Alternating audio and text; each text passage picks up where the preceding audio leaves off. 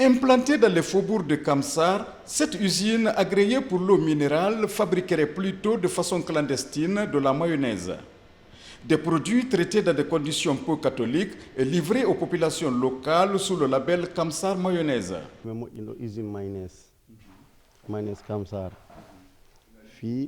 j'ai fait cette usine dans l'intention d'aider les populations guinéennes, puisque l'État a demandé à ce que chacun d'entre nous contribue pour le développement de la nation. Des analyses ont été faites et moi je pense que le produit est bon pour la consommation.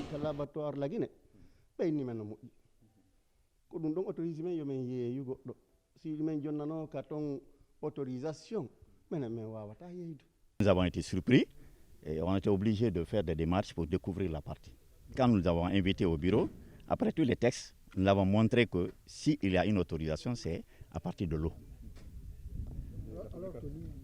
Alors ils utilisent la mayonnaise parce que la mayonnaise, une fois la mayonnaise, on serait obligé de toucher le côté, les produits laitiers.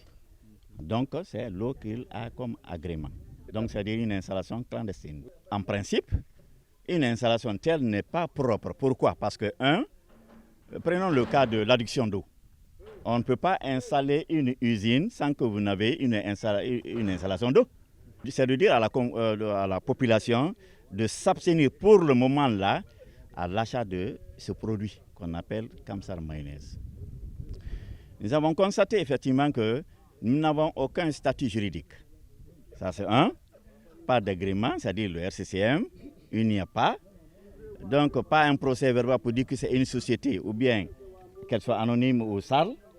Pas un document qui dit effectivement que c'est une ONG.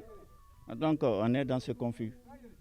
Informé de la pratique clandestine et livraison de produits supposés impropres à la consommation par l'établissement Aris Diallo, les hommes de colonel Moussa Keboro ont procédé à l'interpellation du propriétaire de l'usine en attendant d'y voir clair.